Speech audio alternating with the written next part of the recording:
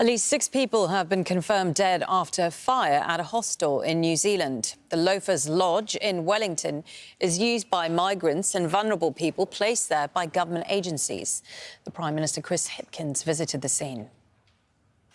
I think any fire that involves someone passing away is difficult for our first responders, but a situation like this is really difficult. We've not seen an event of this scale for quite some time, so they'll be really feeling this as well. I know that they have done everything that they could, and I just want to reiterate our thanks and our gratitude to them for what they have endured over the last few hours, and of course reiterate again our sympathy for the victims and for the people who care about them, their family, their whānau and their loved ones.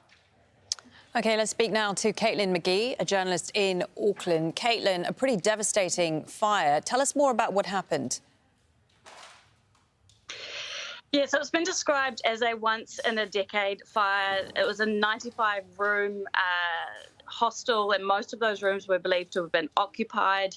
At the time, people were having to crowd on the roof, which was deemed as pretty unstable. Others had to flee by jumping out of windows, and some, of course, obviously got stuck.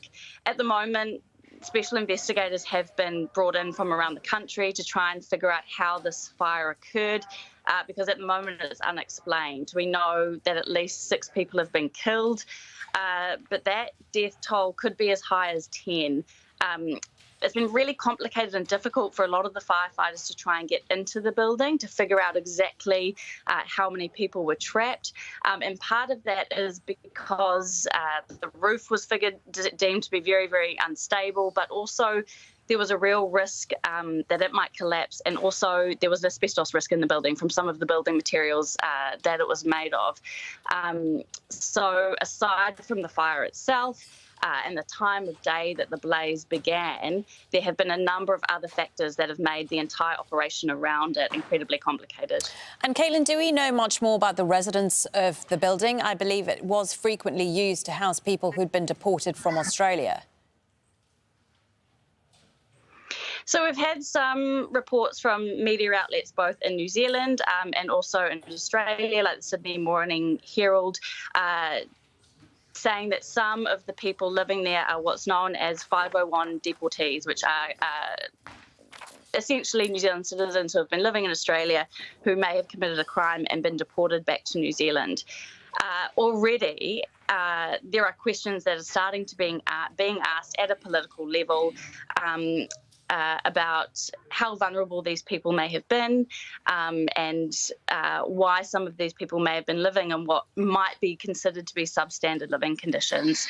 At the moment, we've had Greens co-leader in Parliament today sort of asking questions at a political level saying, you know, what kind of country are we living in when these people have so few options in life but to live in substandard accommodation with such a chance of lethality and being so at risk. So there is this real sense of discontent starting to brew about the kinds of conditions that these boarding houses were potentially operating under. There have been some conflicting reports here earlier in the day that the sprinklers inside the building didn't go off when the alarms did.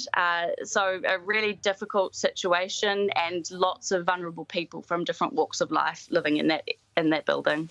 Thank you for that. Caitlin McGee, a journalist, speaking to us there from Auckland.